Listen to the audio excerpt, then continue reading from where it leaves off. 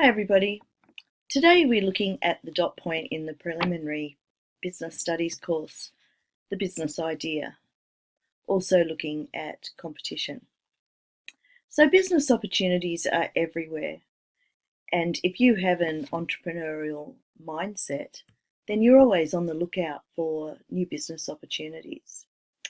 Business opportunities exist for many reasons, as you can see here on the screen. For example, an obvious gap in the market might be one, or new technological developments.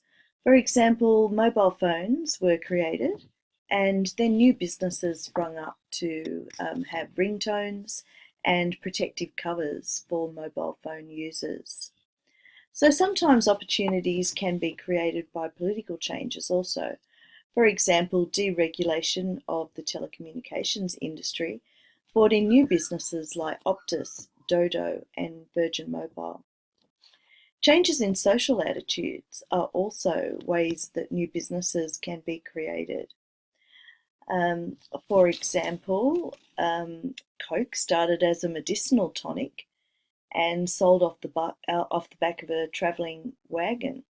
And now Coca-Cola, because everybody likes it, so society has had an influence there, Coca-Cola Amatil now dominates the market. So social attitudes also create new businesses. For example, healthy lifestyles have created Zumba teachers that didn't exist 5 years ago, and yoga centres. The collapse of a competitor or the liquidation of a business can also create an opportunity for businesses. For example, some other changes include cultural change, innovations and inventions. An area of interest due to social change, I think, right now is the emergence of green technologies. Innovation and invention in this area will surely create many new businesses as society come to terms with the new exhaustion and pollution of fossil fuels. So global warming will create new business opportunities. So how does a business get started? Let's have a look at this next little slide here. So there are some steps that we're going to be talking about. First, you need an idea. This idea forms the basis of business planning. The business idea may be something that is your passion. For example, someone that loves technology and computers may have a web design business. Imagine working every day in whatever you are passionate about and earning a living this way. This is everyone's dream. So step 2 of the planning is the first assessment of the idea. So thinking about all the consequences and your motivation for the new venture, and looking at things like where are you going to set up, what would be the costs involved.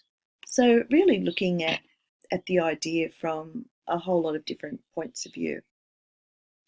Step 3 would be the market research. Is there a market for your good or service?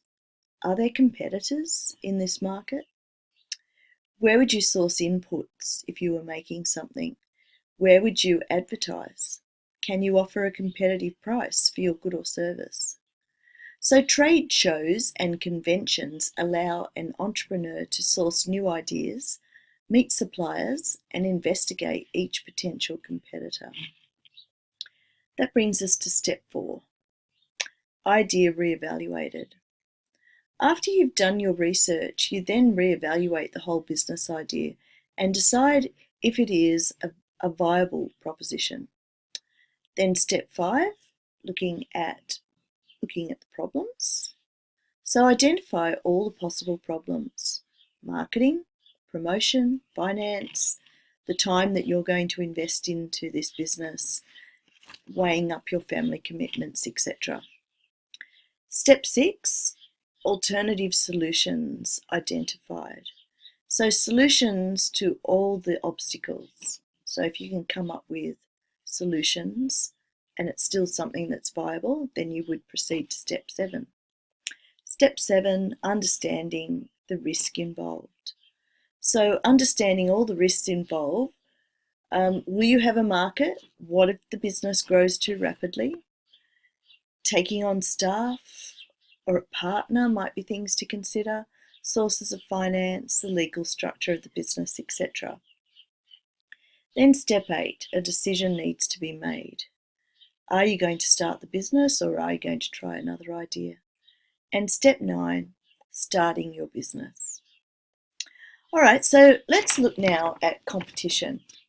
Competition is defined as rivalry among businesses that seek to satisfy a market. Some businesses may have a well-established market. The key to starting a new business is to find a way of attracting new customers. When entering the market for the first time, a business must be aware of their target market. Do they target the broad market, known as the mass market, or do they target a more specialised potential customer in a niche market? The business owner has to establish strategies to enter the market and build up a client base. The two main strategies are cost and differentiation. Examples of cost include offering a very low price, and an example of differentiation would be offering something very unique to the customers. Within the market, there are also monopolies and oligopolies. A monopoly is just like the famous game when one company completely dominates the market. For example, Railcorp in New South Wales is owned by the state government, and they give you Opal cards, and that's the only way that you can get around on public transport. So that's a monopoly. In a monopoly, it may be hard for a business to enter the market because of the high capital costs, such as in heavy industrial iron and steel manufacturing. When the market is controlled by a few businesses, such as breweries, petroleum retailers and shipbuilders, it's an oligopoly. And an example of that is the airline business. We know that if we want to travel somewhere, that we can look at a few different options. Virgin Australia Airlines Proprietary Limited, formerly known as Virgin Blue Airlines, has become the second largest airline in Australia. Virgin was launched in August 2000 as a two-craft operation with 200 new employees. The airline made 7 flights a day between Brisbane and Sydney. Within 12 months of operation, the airline expanded to 14 routes and carried 1 million passengers. Today, Virgin has grown to be an international carrier, operating over 84 aircraft on domestic, regional and international flights. Virgin is the budget price leader in the industry and was the first to introduce a web-based check-in system in 2005 and a successful Velocity rewards program for its customers. Virgin flies to 29 destinations within Australia with over 2,100 flights per week. It now has interline agreements with airlines including Virgin America, Delta Airlines, Virgin Atlantic Airways, Pacific Blue and Emirates. Interline travel is air travel where the same ticket covers several parts of the journey that are provided by different airlines.